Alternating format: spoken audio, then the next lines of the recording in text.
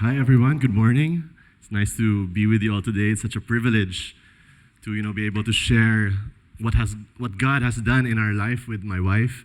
Um, I want to be honest. This is actually something really recent. And when my dad asked me to share, I was actually hesitant. But I feel in my heart that God really, really wants this story to be told, and it's still part of the story that He wants to unfold. It's still unfolding. It's still currently unfolding. So is that okay? Is it okay if I share this story with you? Okay lang? Okay. In December 2019, that was actually the last time I shared here in CCF Alabang. It's actually 4 years ago. We've been married for 4 years. And the story, our love story, was actually a story already of surrender and God's perfect timing. We can plan all we want, but God will be really the one who will ultimately be the plan that will be followed, right? So we got married, and after being married for 4 years, it's been 2 years that we've been trying to conceive a child. So it's really been part of our journey, and this is the story that I want to share with you.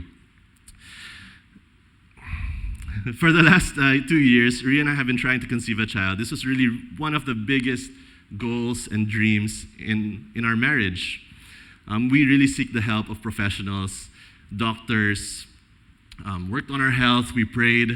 We've done everything that we could to try to conceive a child, but there was really nothing working. God really wasn't giving us that miracle baby. And what was mentioned earlier, the penina, I think when I look back, the penina in our life, I don't know if you guys can relate, was social media. So penina can be people, right? Could be someone, but it also can be something. That's something for us, well, for me personally, was social media. It was so easy to be envious and jealous, seeing the different families, our friends getting pregnant, the kids being born, having families, just enjoying the time with each other. That was our penina, and it reached a point where in the midst of feeling hopeless and lost, my wife and I really decided to surrender. So we prayed, we got down on our knees, and I remember this moment so vividly. We really said, Lord, we are okay with it just being us. That was us being content. We're okay with it just being us. We're okay and we're content with this life together, with or without a baby. We surrender this desire to you. And it was at this time, after that prayer, my wife and I really experienced a peace that was unexplainable. I really can't explain it, but there was no more stress, there was no more pressure of wanting to have that baby, but trusting that God really had a bigger plan. And God is really so funny. I don't know if there's pictures coming up here, right? But he has a really sense of humor, because 2 weeks later,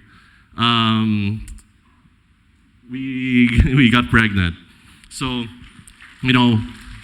but that's not the end of the story.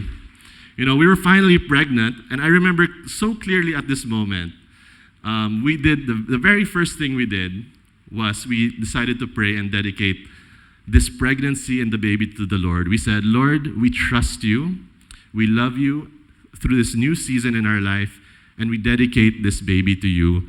Your will be done with his life.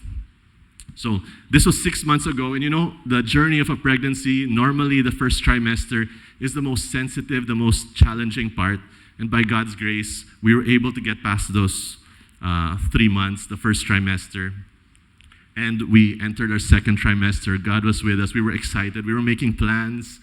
We were already talking about how we plan to raise the baby, what things he will do, sports, music. We were making all these plans, but God had a different plan. Everything was going well. The ultrasounds, the baby was above average.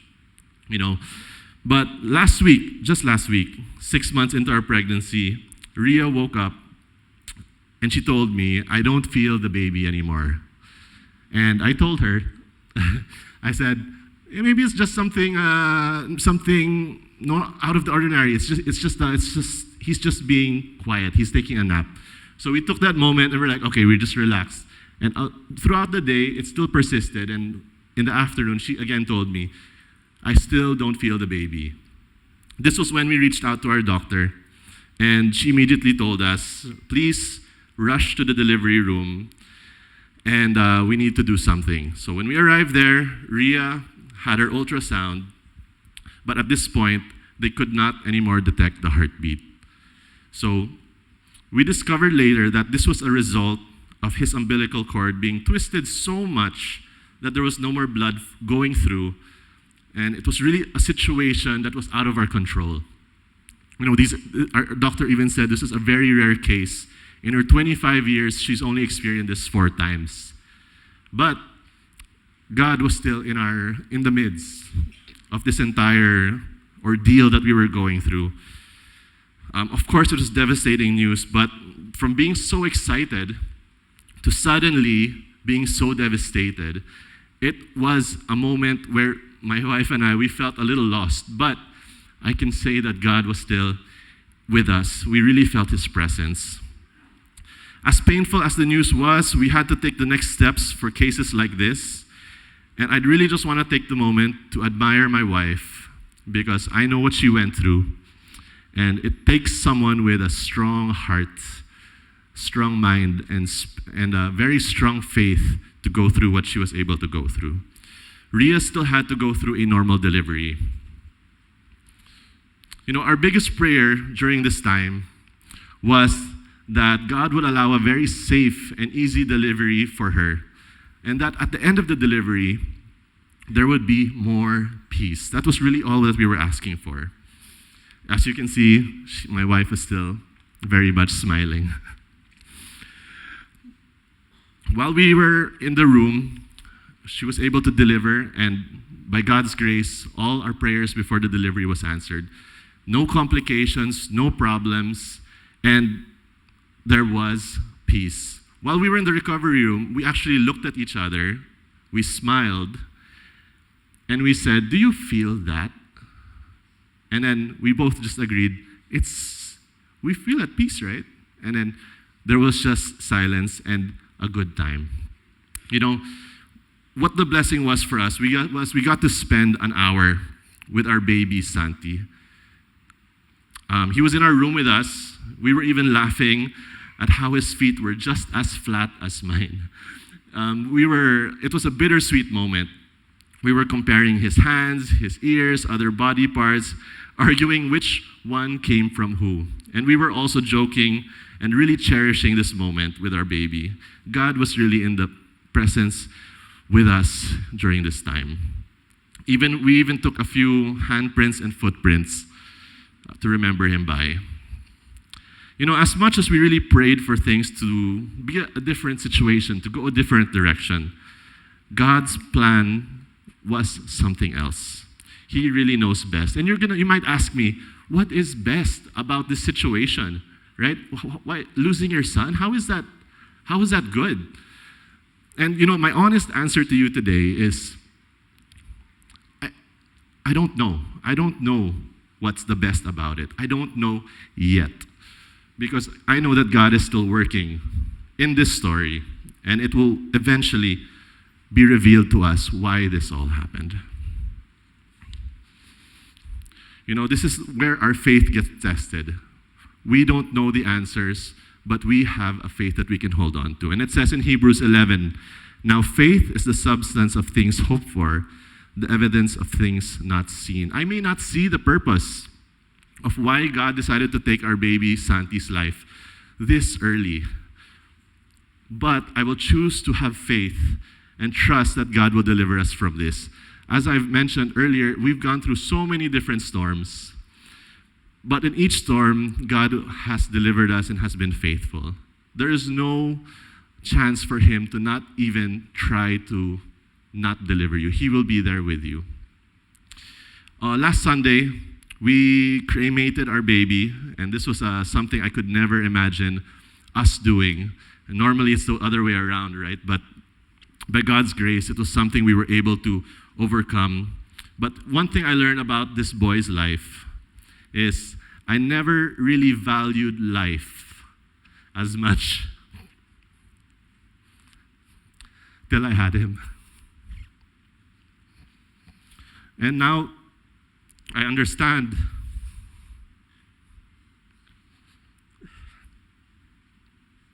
Sorry.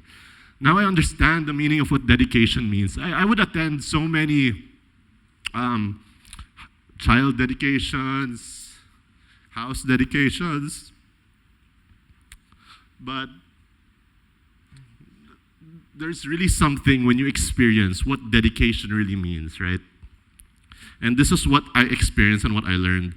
I learned that even if we were able to deliver Santi normally, if things went well, we went through the whole 9 months, and she delivered a full-term baby. Dedication does not end there, right? Now we'll have a baby, we'll have more years and time with them, but that does not mean that that baby is going to, how do you say, it's not going to live life to the full, right? But God can still own that baby and do whatever He wants. So I learned that even if we were able to deliver, there really was nothing in our control. It's really surrendering whatever it is we're dedicating to God and accepting His plans over ours, and trusting that He knows what's best for us. All of these detours that we've experienced in our life, it's only been 4 years, but we've gone through a lot of detours. And what I've learned is, I don't know about you guys, but who likes to go on road trips? Who likes to travel, right? Normally, when we travel or go on road trips, we like to prepare, right? We like to prepare a trip. We like to know where we're going. But sometimes when we're going a certain direction, it's not exactly where we end up going. We might get lost. We might take some detours along the way. But in life, what I learned is detours in our life take us to beautiful destinations. And these destinations we end up in are beautiful because God is there. In Psalms 139:16, it says, "Your eyes have seen my formless substance, and in your book were written, all the days were ordained for me, when as yet there was not one of them." Why am I sharing this? This insight actually was from my wife. When we lost the baby, one of the first things we said was, "Sayang, his life was so short." But after a few days, Ria shared with me this insight. She's like, you know what? In God's eyes, He already knew that Santi would just live for 27 weeks. That already is something that God knew.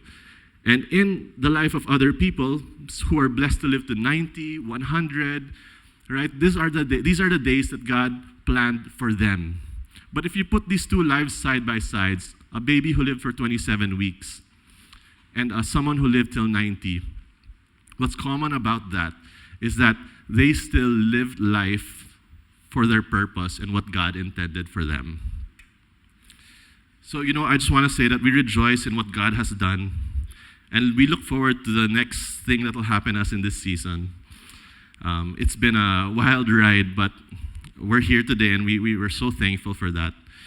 We know that all of the things we've been through is still part of God's story, as difficult as it may be, and we really want to celebrate the life of our baby and rejoice that he is now with the Lord. Our prayer is that his life will just be a testimony to God's love and faithfulness.